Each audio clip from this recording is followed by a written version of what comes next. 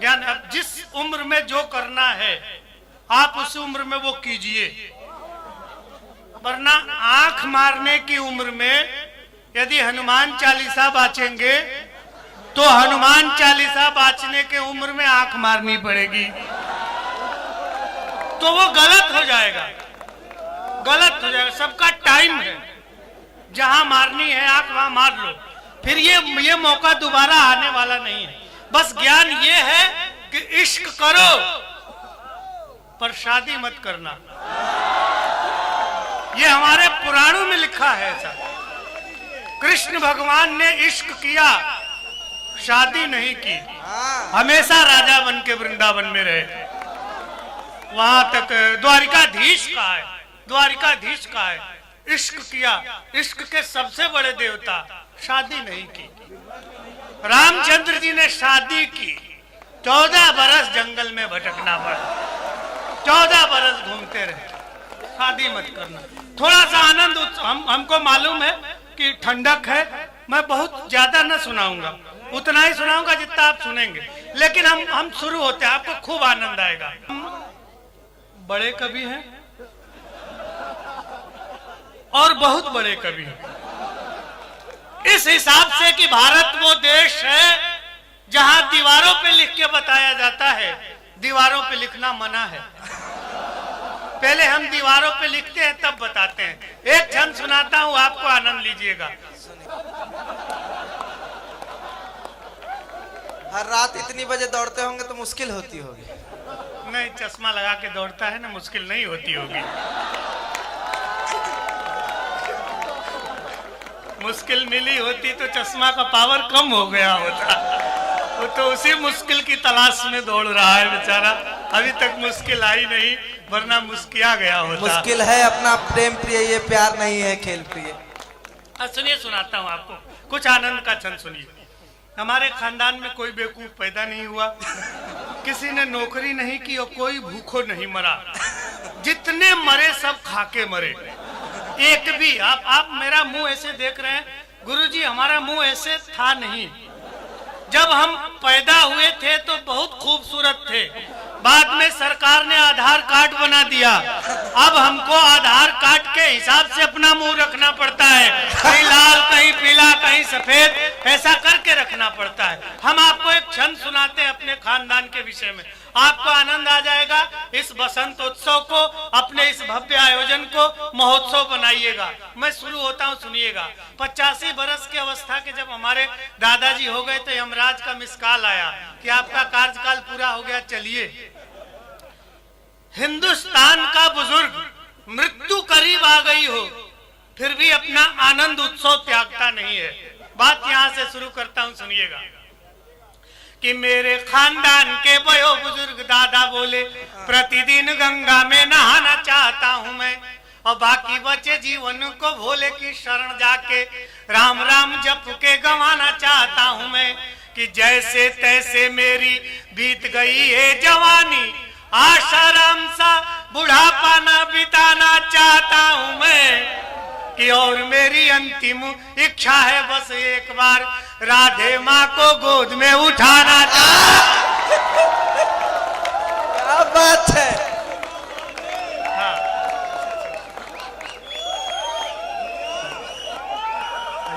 भैया चाहते वो लोग उठा रहे हैं। ऐसे हमको मालूम है, हम यही से आए। आपको क्या सुनना है, कैसे सुनना है, हमको सब मालूम है। हाँ, अब यह है कि अरे वो हमारे दादाजी गोद में उठाना चाहते थे, आप कहाँ जा रहे हैं? ग्रीन रूम में। हाँ, इतना खूबसूरत आदमी इधर से गुजर जाए तो जल्दी आप। ये है बिरला के वीर, पहले ही छंद में इनको लग गई। भैया ये प्रयोगवादी लोग हैं, प्रयोग करने। मालूम एक छंद और सुनाता हूँ आपको, सुनिए। हम क्या है कि हम यथार्थ की कविताएं लिखते हैं, बहुत ज्यादा कल्पना नहीं करते, क्योंकि बहुत कोशिश के बाद मजे लो, आनंद लो। अब आप बात न कीजिए, हमको मतलब हम चेहरे से भले बेवकूफ लगते हैं लेकिन है नहीं, आप समझिए कि हाँ, उतने नहीं है जितने आप समझ रहे हैं। आपको आनंद आएगा, इसकी पूरी गारंटी है। सुनिए, इधर से आदमी बनाने की फैक्ट्री है क्या? एक एक आदमी पैदा होते चले आ रहा है। ऐसे न करो, आपसे कम से कम 18 साल सीनियर हैं हम। हाँ, आपके लिए जगह छोड़ दिए थे।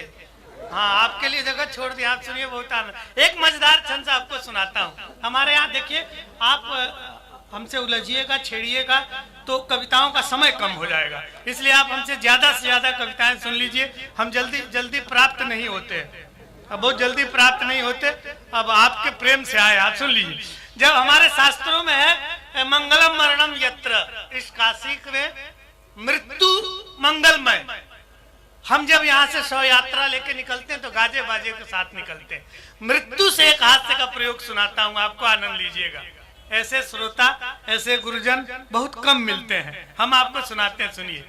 टेलीविजन खरीदा गया, गांव में बाबूजी टीवी देखने। हम आज बहुत प्रसन्न हैं। वो जो संचालन कर रही थी तो किसी लड़के ने कह दिया कि कुछ कहा तो कहेगी चुपचाप रहो, मैं सीनियर हूँ तुमसे।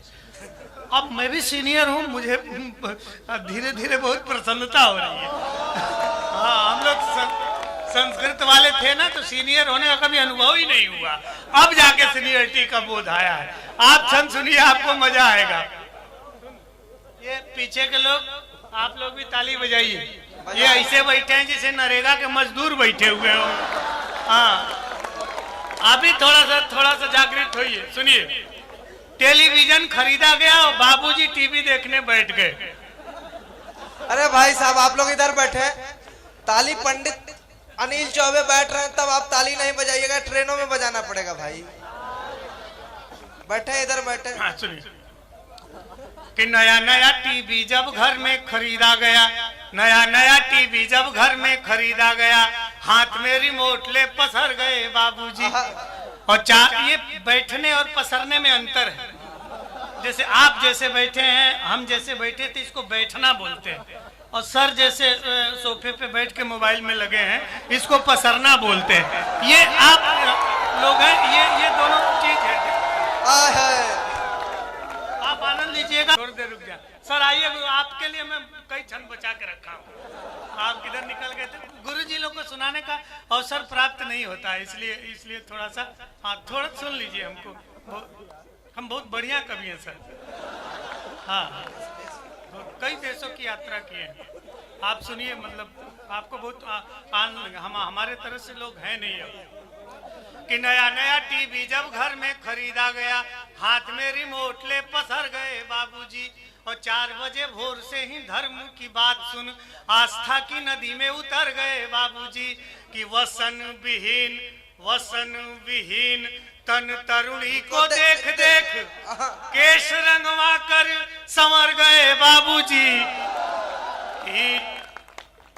वसन विहीन तन तरुणी को देख देख केश रंगवा कर संवर गए बाबूजी।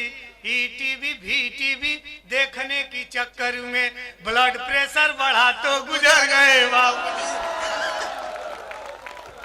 बस आप ऐसे ही सुनिए। वाह, रात तक काम है। बधाई बधाई आपको। ऐसे ही संस्कारवान हिंदू विश्वविद्यालय में पाए जाते हैं। हम कह रहे गुजर गए बाबूजी, कह बहुत बढ़िया भैया। ये दाद का तरीका है। ये बिरला के ऊर्जावान प्रबुद्ध श्रोता है। वहाँ हम कह रहे गुजर गए बाबूजी, वो कह रहा बहुत बढ़िया भैया, क्योंकि हमारे बाबूजी गुजर गए, इसलिए बहुत बढ़िया भैया।